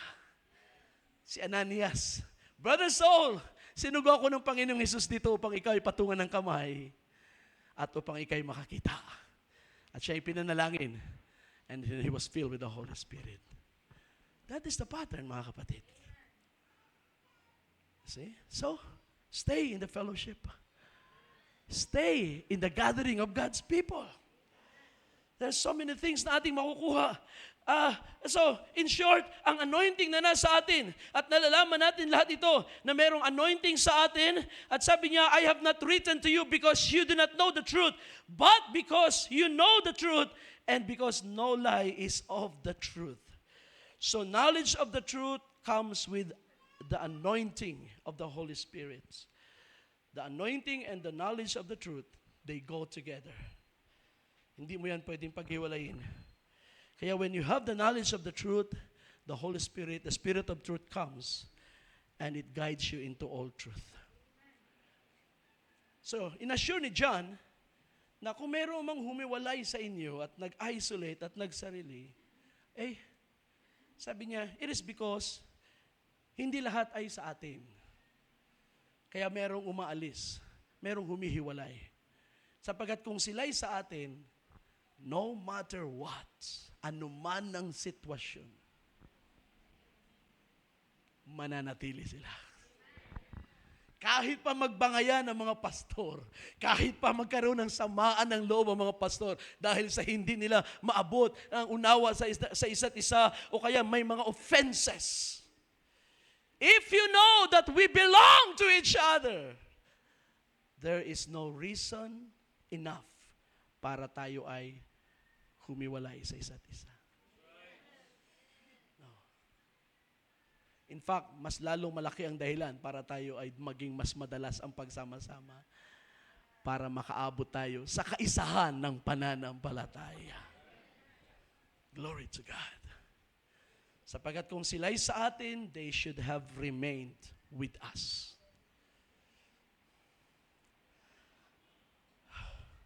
The anointing that is in us prevents us from separating. Nagpiprevent ito na tayo ay humiwalay sa samahan, sa pakikisama. The anointing will always bring us into fellowship.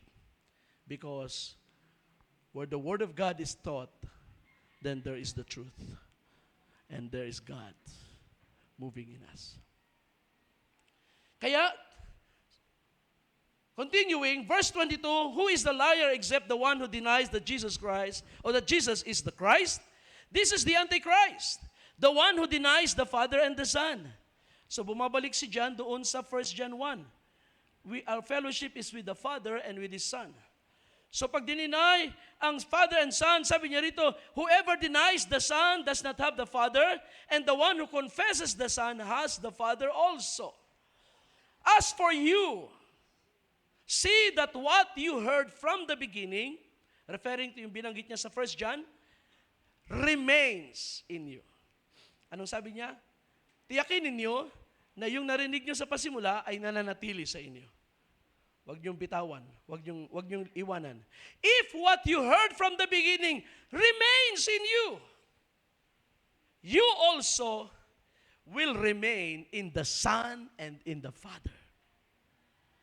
In other words, kung yung truth na inyong narinig ay hindi niyo bibitawan, mananatili sa inyo, hahawakan ninyo, iingatan ninyo, then tayo rin daw ay mananatili sa pakikisama sa Diyos. Kaya ang basis ng tunay na fellowship ay yung katotohanan ng salita ng Diyos. Whatever happens, may struggle ako financially, may struggle ako emotionally, may struggle ako doctrinally sa aking mga kapatid kay Kristo. Kahit gaano kabigat yan, I cannot separate from them. Dapat i-apply din natin dito ang sinabi ng Panginoon sa kasalan. What God has joined together, let no man separate. Sa kasalan, ayaw ng Diyos ng paghihiwalay, ayaw ng Diyos ng diborsyo. Alam niyo kung gaano kalaking offense sa Diyos, yung kabongga-bongga ng kasalan, isang taong romantic na buhay, may pamilya, and then dumating ang problema after 3 years, hiwalay. It is a big offense against God. We made a vow till death do us part, pagkatapos nagkatampuhan lang sa ilang issue, kanya-kanya na. Sabi ni Jesus, God hates divorce.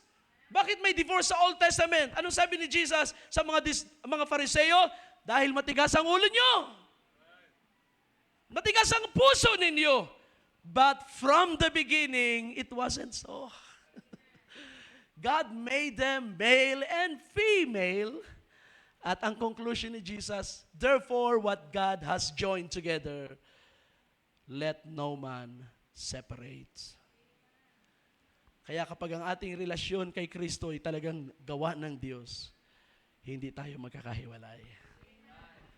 Kahit ma-offend ako sa inyo, hindi ako ilalayo ng anointing na nasa akin sa inyo. Because hindi ang tao ang nag-join sa atin. Ang Diyos. Amen. There is nothing in my life or in this world na makapaghihiwalay. Oh, napakagandang salita. Romans 8. Hallelujah. Amen. Ano sasabihin natin? If God before us, who can be against us? Sabi ni Paul, I am convinced there is nothing in this world that will be able to separate us from the love of God that is in Christ Jesus. And the same is true sa ating relasyon bilang magkakapatid kay Kristo. Oh my.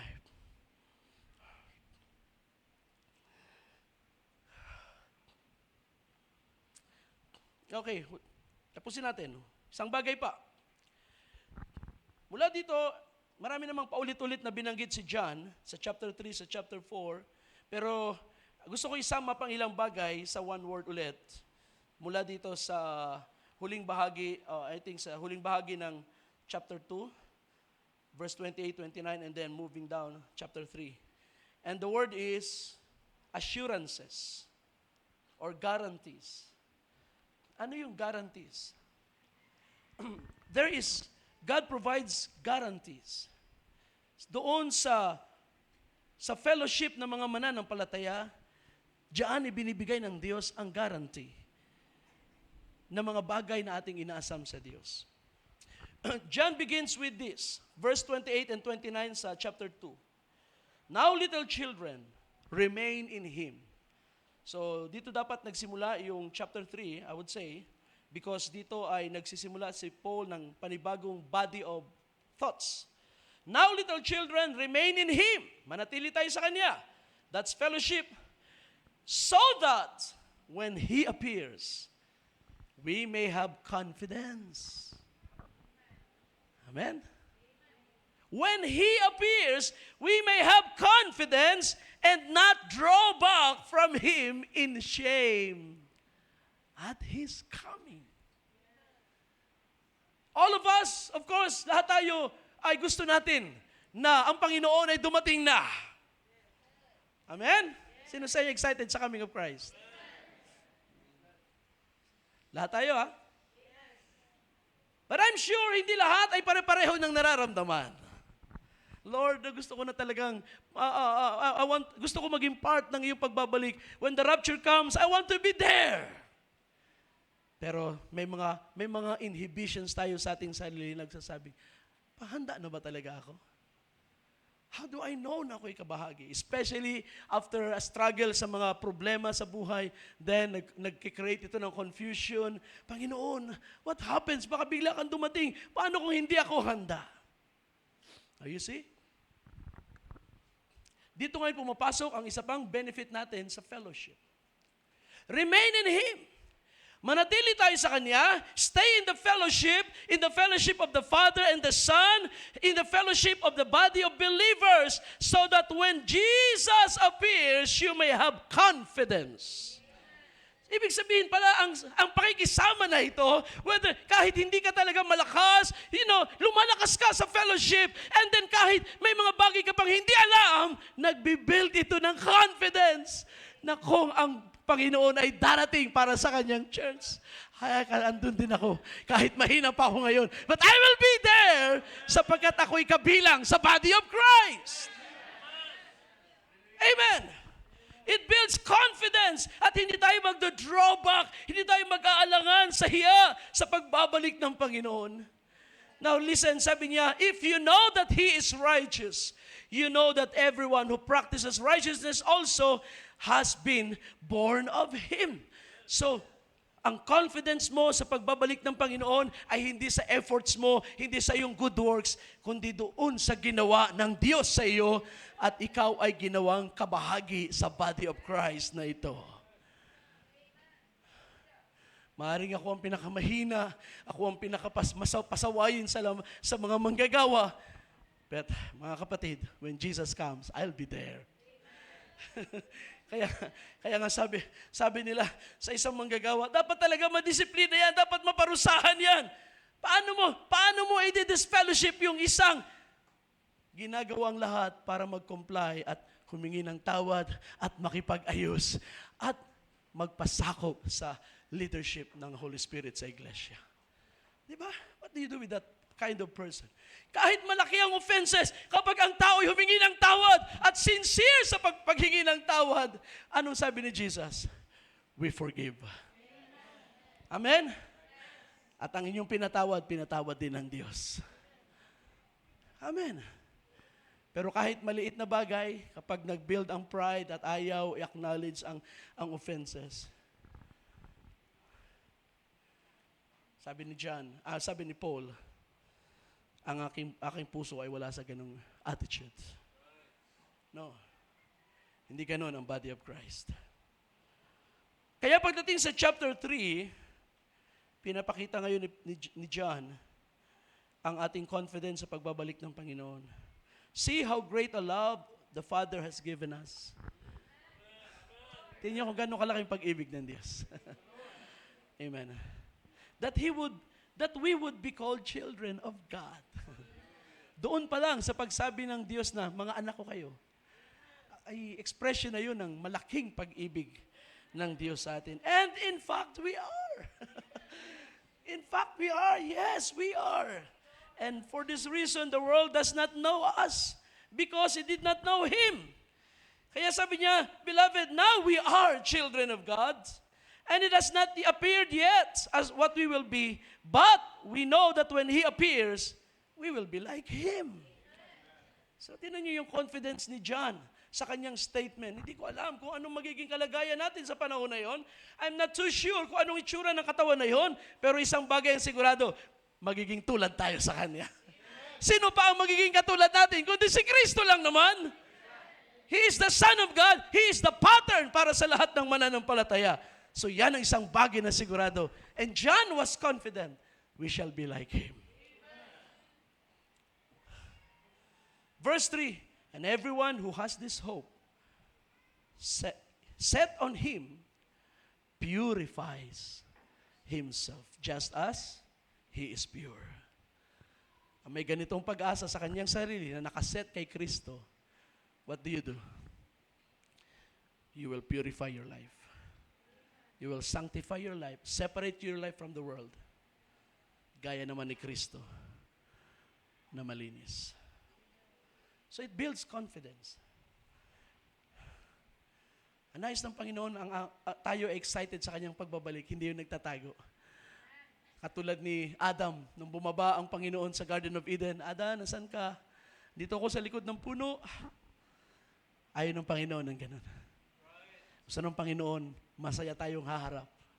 Andito ako, Panginoon, andito ako. I'm here. I'm ready, Lord.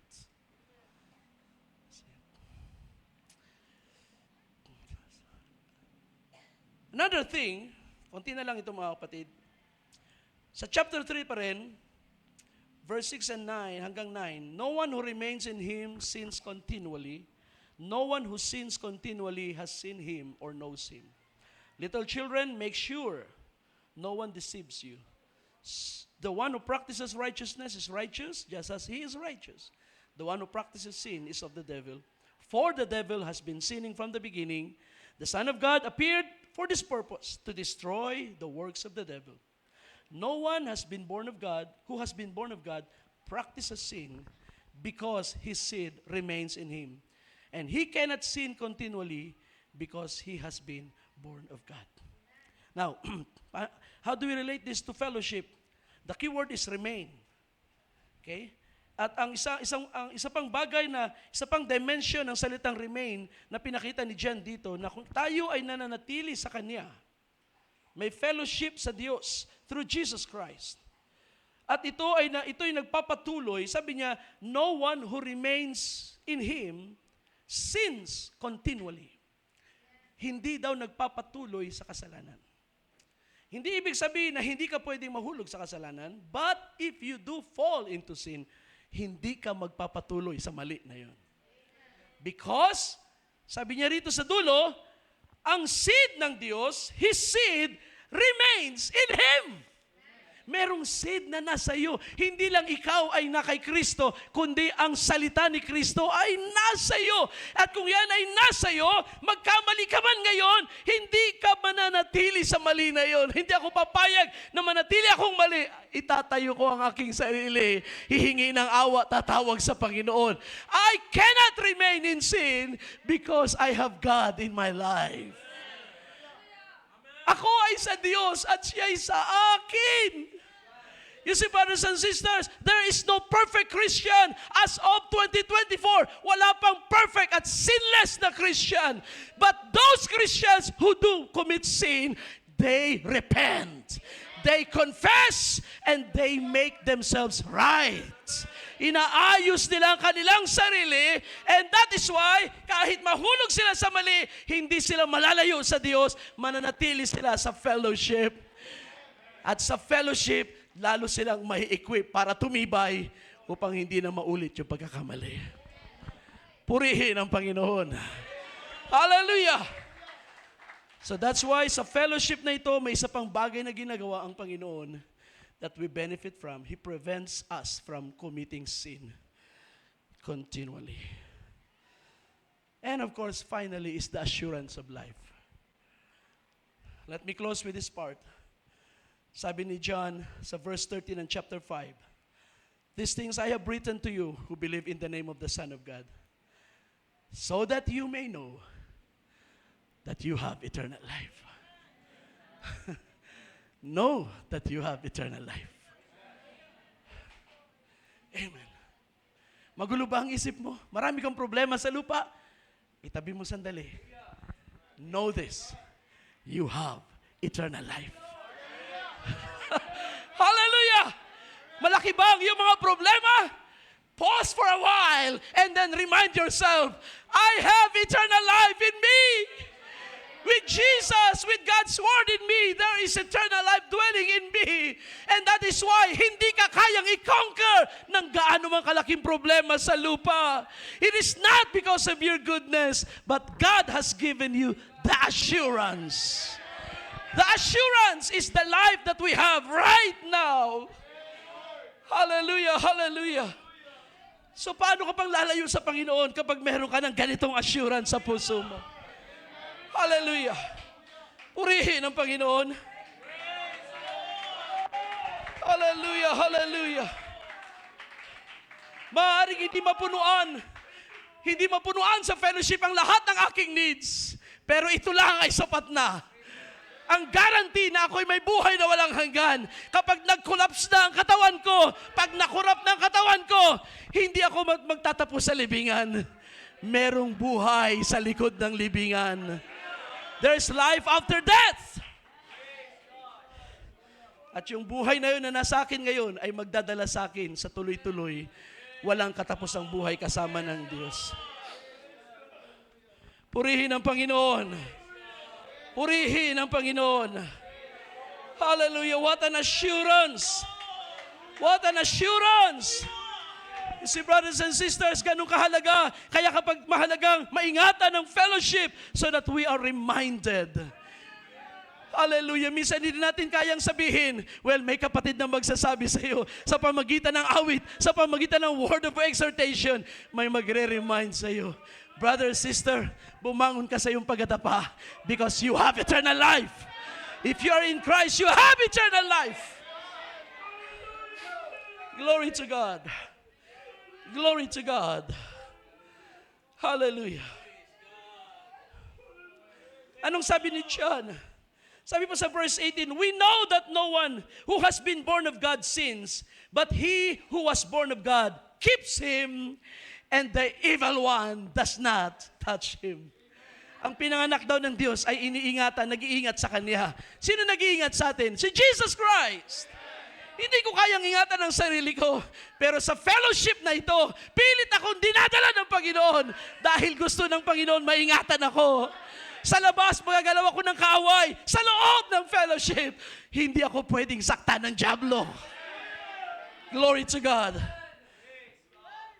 God keeps us. Jesus keeps us. And the evil one does not touch us. Purihin ang Panginoon. Glory to God, glory to God, glory to God. Anong yaman na kanyang biyaya sa ating buhay, mga kapatid? Anong yaman na kanyang biyaya? Purihin ang Panginoon. Let's remain in the fellowship. Love the fellowship. I-connect mo ang iyong buhay sa iyong mga kapatid. If you're feeling isolated, tandaan mo ang iyong mga kapatid ay narito. They will reach out to you. Kapag nag-reach out sila, huwag mong i-ignore. Pag nag-abot ng kamay, iabot mo rin ang iyong kamay. Pag nagyaya, huwag mong tanggihan. Hanapan mo ng opportunity. Hindi ako pwede ngayon, pero next week pwede ako. Let's connect. Because we cannot overcome alone. But with the body of Christ, we are more than conquerors. Through Him who loved us. At saan natin nararamdaman ang pag-ibig na yun? Sa fellowship na ito. Sa spiritual dimension ng koinonia kay Kristo. Sa physical dimension ng koinonia na ito.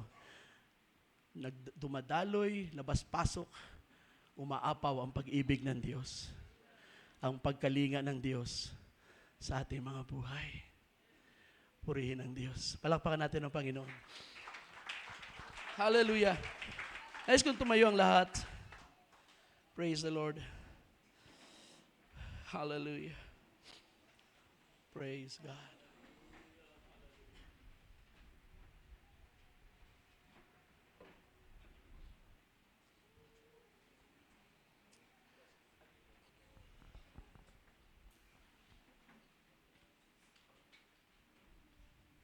Kanina inawit natin napakagandang awit. This is my story, this is my song. Gusto kong awitin natin ulit yan, mga kapatid. Because that's the story of our life. Serving the Lord, praising our Savior. At napakagandang gawin yan kapag tayo ay may kasama. Kapareho ng pananampalataya, kapareho ng mga adikain sa Diyos. Pareho